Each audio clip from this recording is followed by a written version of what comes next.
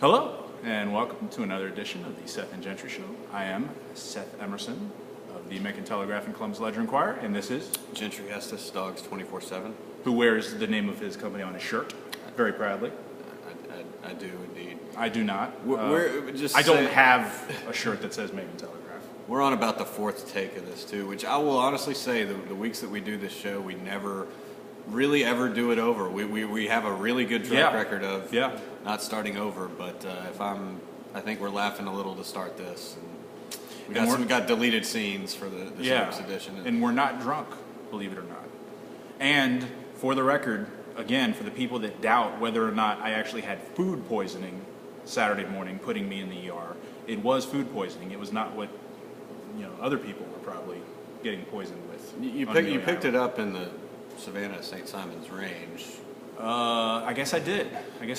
And again, I don't want to name what place it was that poisoned me and my family. But you can eat too fresh sometimes. Yeah, it may or may not have rhymed with flubway.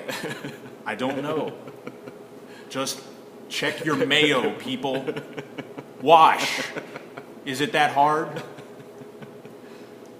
Georgia. You did lose weight though. You probably lost a little weight over the experience. I have actually.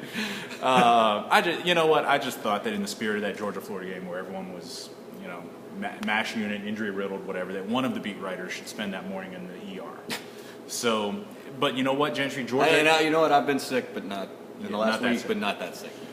You know what, Gentry, Georgia came out of it with a win. The less injury riddled team came out with the win, which frankly, I guess sounds about right?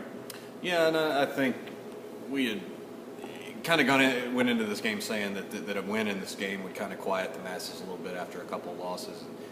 I'm not really sure how much it did. It was strange to me to see Georgia fans complaining about a win over Florida. I've never seen that before. I never thought I would see that. There were years and years. Yeah, you and I covered that 2002 game where Georgia, on its way to the Sugar Bowl and won the SEC championship, went 13-1. Lost to Ron Zook in Florida. And through all those losses in the 2000s, to think that Georgia would be beating Florida a third straight time, much less after the third straight time, would be like, eh. And I think it's a credit to this program and how they've turned the series. Mm-hmm. Georgia expects to go down there. Don't just expect to win, but at that point in the game, they expected to win big. Yeah. I mean, you had Florida fans leaving at halftime, and the whole nature of that thing has turned. There wasn't a huge celebration when Georgia winning this time, and it's a credit to the coaching staff here, I think, for getting it turned and the team and the players they have now. But it's also a serious knock on Will Muschamp. Mm-hmm. He is now 0-3 in that game, and I'm not one of those that thinks Florida's going to make a coaching change. They should have had too many injuries. Or that they should. The injuries. Just as we've sat here and said the injuries are the story of Georgia's season and the reason they were 4-3 going into that game. It's even more so for Florida. Yeah. It really is. But I think that they still got to play South Carolina. They got to play FSU, they could end up 5-7. Yeah, and again, I don't think it's going to cost Muschamp his job, but I think going into next year, the coach you're going to be hearing the most about getting the win right away. Right, is him. Who knew that Georgia would this year beat South Carolina, Florida, and LSU, lose to Missouri and Vanderbilt? It's a strange year because could lose to Auburn as you look before at the season. No one. To ask any Georgia fan this, would you have rather beaten South Carolina or Clemson? Say South Carolina. Right. Would you have rather beaten Tennessee or Missouri? Probably Missouri. Yeah. Would you rather beaten Florida or Vanderbilt? Or Tennessee. Tennessee or Missouri. Tennessee. And then Florida or Vanderbilt. Right. I think, you're beating your rivals, but you lost those two games in the middle of the year. It's just been that kind of it's a strange year for this team. If Georgia Gentry had continued to beat Florida the way they were at halftime, if 23-3 had turned into 37-10, let's say, you're leaving that game saying, well, look at how good Georgia is when they've got Todd Gurley. Exactly, and Michael Bennett. Right. Point to that. But then they barely hold on, commit the same, kind of Artie Lynch of all people, a fifth-year senior driving that, the safety sack in the end zone, which by the way was not Artie Lynch's fault, but still it was a senior's fault, the left tackle. You just still kind of come out of it saying, well, they're going to be the underdog going into the Auburn game. I don't think there's any question about it, unless Auburn has like 5 guys get hurt at Tennessee, right. Which is possible. Yes. All right, well, but let's get into that, Auburn. You notice we haven't mentioned the name Appalachian State yet. The first time you see this on the schedule, you say, ooh, Appalachian State, they're the program that beat Michigan. This is not. No, this is not the program that beat Michigan. they're 2-6, and that 2-6 is completely against a FCS Division I AA schedule. Yeah, and strange year for that, just because they're not playing for anything. Georgia Southern the same way; they're not playing for any conference title, national title, anything. And it's gotta hurt your team when you go into the year knowing that. The thing for Georgia this week, really is their Super Bowl, probably. Yeah, this is their reward, is getting to come play Georgia in Athens. The thing for Georgia is going to be getting people like Hudson Mason some snaps. It's amazing that we're on game 9? Yes, game 9, and Hudson Mason has not thrown a pass this year, and he's only played in one game against North Texas. So those kind of things will be interesting. But to me, the thing you and I have argued about in the press room, along with some of our other not really quite esteemed colleagues, is what to do with Todd Gurley this week. In my mind, I say you play him, and I don't say you play him a lot. I don't say hand him the ball 25, 30 times, but I'd hand him the ball 15 to 20 times, because in my mind, they need to get his conditioning. See, here we go. In my mind, they need to get his conditioning up to par entering that Auburn game. His ankle was not the issue against Florida; it was his conditioning. And I say, play him the first series or two, and then take him out. Then have him play a series or two in the second quarter, and in the third quarter, and maybe in the fourth quarter, take him out. But I want to get his conditioning to the point where you feel like he can be a workhorse against Auburn. Gentry, you obviously disagree. Well, and my issue is more one of, he was never, when Gurley hurt his ankle, he was not 100% healthy anyway. He had the quad issue, he had kind of a hip thing going on. He needed probably some weeks off anyway, and then he hurts the ankle.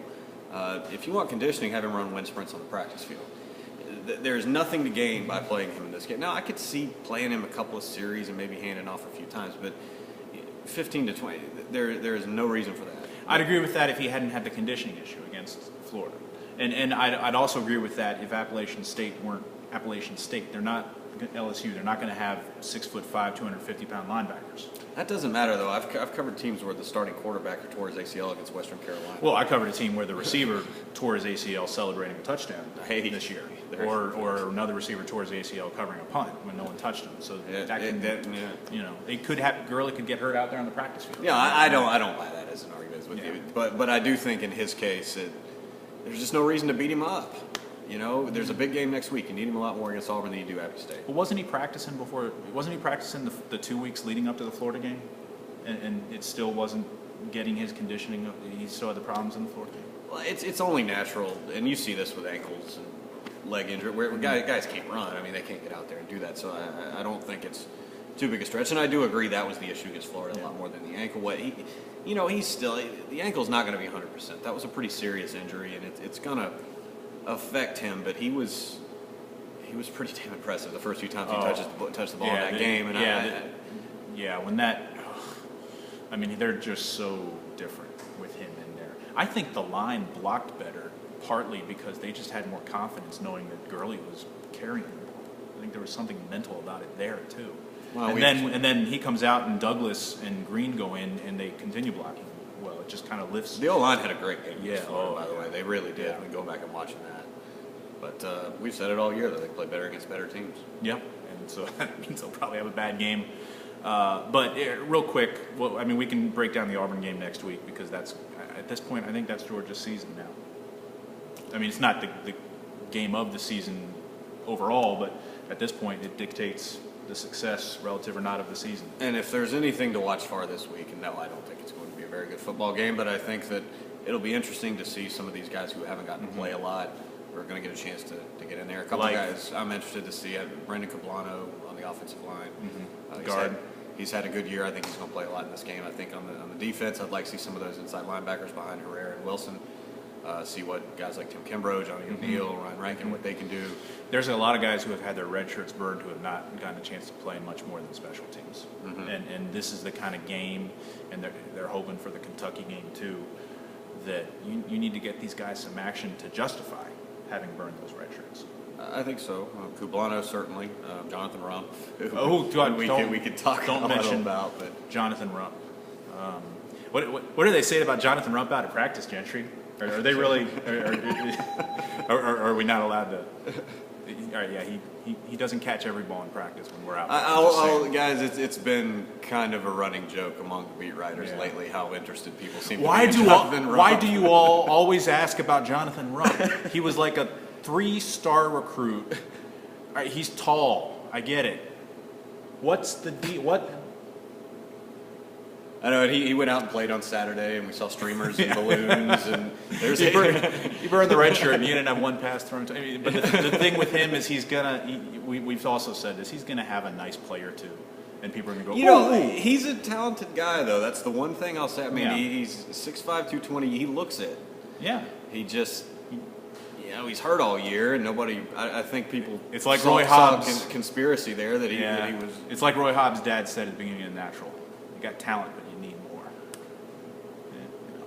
He's got another year and 3 games to prove us wrong. That was well played. That's my favorite move of all time. You know what? Next week we'll break down Auburn, and I hope you've enjoyed this rendition. That's not the right word. It's not a rendition.